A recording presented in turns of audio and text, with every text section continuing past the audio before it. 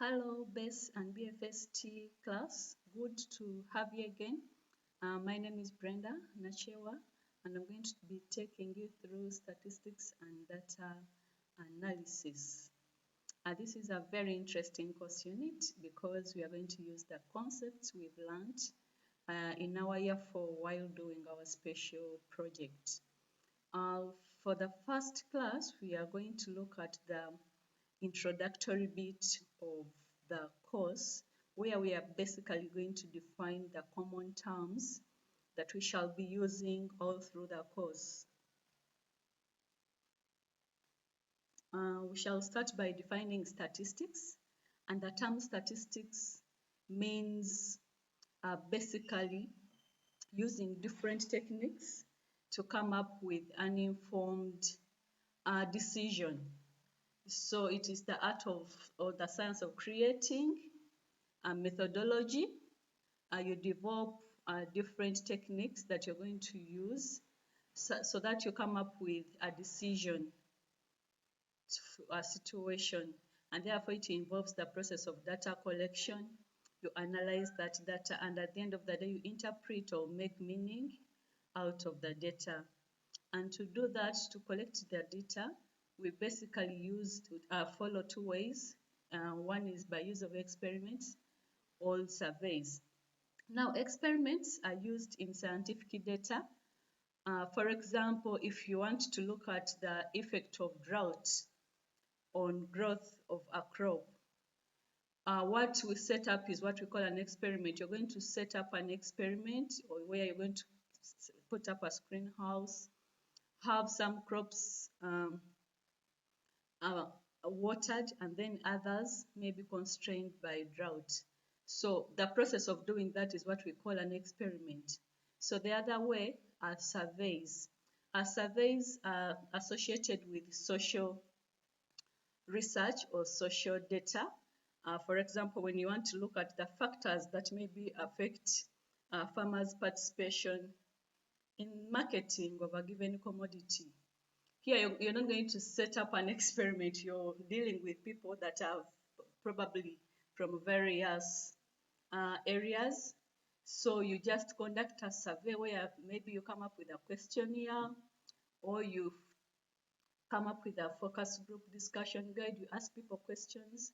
So the process of doing that is what we call survey research. So experiments, it is purely scientific, where we basically look at experiments that are under controlled environment, and then social research is basically affected by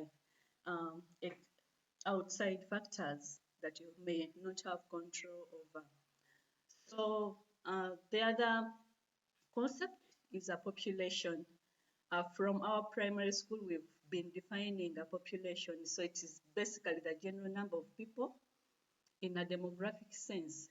However, in science or in statistics, we go ahead by stretching it to any object that is of interest, or any subject that is of interest. For example, if I'm interested in crops, the number of crops, the entire number of crops will be my population. For example, if I want to study, like I mentioned, the effect of drought on growth of Nakati, if I set up my Nakati garden, the total number of crops in that garden is going to be my population. And we normally use capital N to mean population or universe. The other term is a sample. Because of probably cost and time constraints, it might be impossible to study the entire population. So sometimes we've come up with a sample, or we come up with a representative number of a population. However, this is always expected to have adequate characteristics of the entire population, and therefore it's important to use rigorous methods of sampling so that you ensure all numbers, or each member of the population is represented.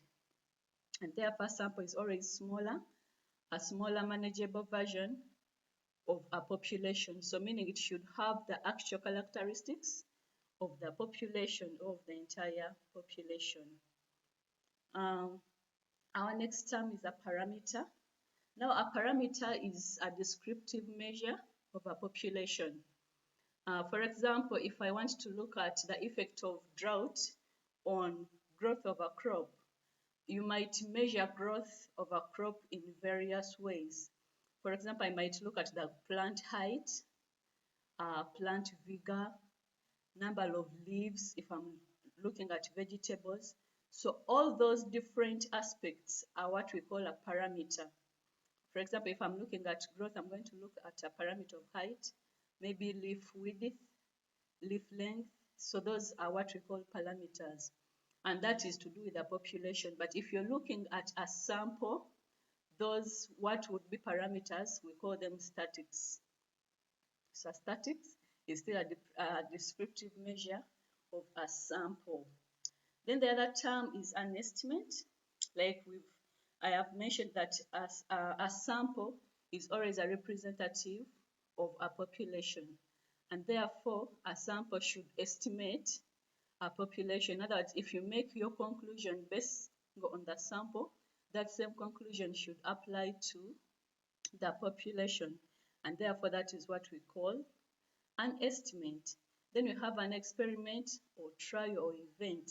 I've mentioned this. So the process of carrying out an observation or measurement is what we call an experiment. If you're looking at the effect of drought on growth of a crop, whatever you do to make sure you come up with an outcome is what we call an experiment. The next is a variable. The word variable means something that changes. So therefore, a variable or variate is a phenomenon which changes with respect to the influence of another phenomena or another object or another variable. And with this, we always look at two types of variables. We have what we call the dependent variable and the independent variable. The dependent variable sometimes is also known as the explained variable, and the independent is the explanatory. So if I go back to the same example that I've been using, if I want to look at the effect of drought on growth of a crop, so what depends on the other is the dependent variable, and what influences change is the independent variable. So therefore, if I'm looking at, when I go back to my scenario, the effect of drought on growth of a crop, growth will be the dependent variable because it will depend on drought, and therefore the drought will be my independent variable. So what changes because another variable has changed is that dependent variable, and what influences that change is the independent variable. I hope you will get that. So this leads us to another breakdown of the dependent and independent variables. So we have what we call quantitative. So whether a variable is dependent or independent, it can be quantitative or qualitative.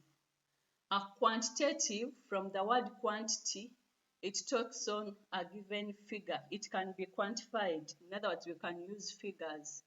While qualitative basically looks at characteristics that are not generally expressed as figures, though if we want meaning, we can attach figures to them. For the quantitative, they are all defined in the next slide. The quantitative can be continuous or discrete. So a continuous quantitative variable is that variable where all values are possible. For example, if I'm looking at a variable such as height, a crop can be, let's say, 2.3 centimeters, or it can have a height of 4.4 centimeters or a height of 4.443, whatever value. Yet discrete variables only allow certain values. For example, if I'm looking at number of people, that is size of household, I can't have 4.3 people in a house. I can't have 4.3 insects.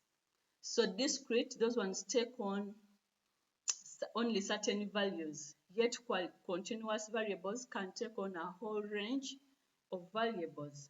So for qualitative variables, like I explained, that they basically describe a characteristic of, let's say, an individual. So these ones are still further categorized as ordinal and nominal variables. So ordinal qualitative variables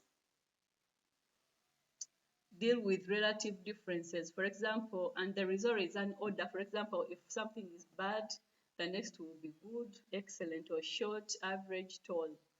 So there, like I mentioned, that we can still attach figures to get meaning out of them. For example, 1 can mean short, 2 can mean average, 3 can mean tall.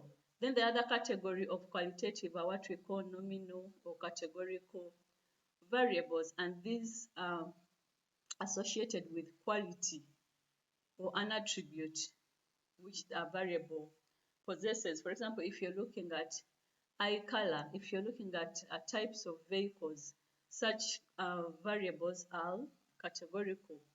So we can use colors, we can use sizes, and so on. So that's with a variable. So all that is a breakdown. Then we have what we call a random variable. So from the word random, so a random variable assumes any possible, like it assumes equal chances for all elements in a population. In other words, all values in a population have an equal chance or equal likelihood of being selected.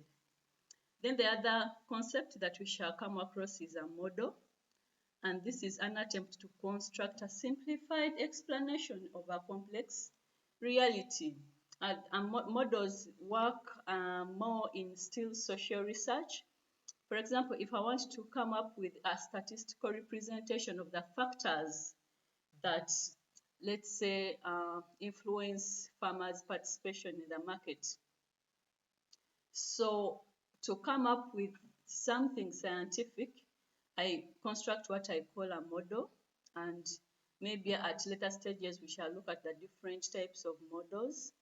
We can have a logistic model, we can have a regression, and so on.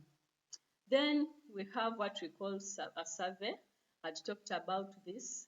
So in a survey, data is collected over various locations and with no control over the factors under the study. Like I mentioned, here we are, for example, we are dealing with people that are in the market.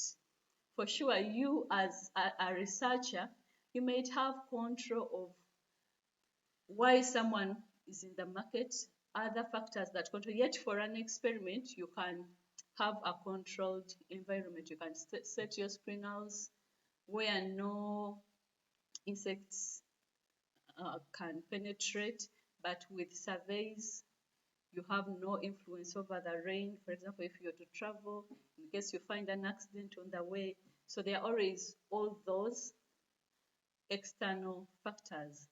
Then the other term that we are going to use so much, and this is the gig of research, that is hypothesis or hypothesis testing. So an hypothesis is an educated guess of the nature of relationship between variables that are of interest. So hypothesizing is basically guessing, but you make an educated guess. For example, if your study is looking at the influence of drought on growth of a crop, so as a researcher, before you go to the field, what is your guess? Does drought affect growth? or not. So that educative guess you make is what we call a hypothesis. So we shall look at that so much. Then we are going to also look at types of studies where we have comparatives versus absolute studies. Comparative comes from compare. So whenever you're doing a study or an experiment where you're comparing two or more procedures or treatments, there we are doing a comparative study. Then objective experiments. So here you're verifying your guess, or you're generating new information. Then we have observational experiments. So these are basically to demonstrate the effectiveness or otherwise of a particular practice or recommendation. Thank you so much. Please revise, and we shall set a class in case you have any questions. Thank you. Have a good day.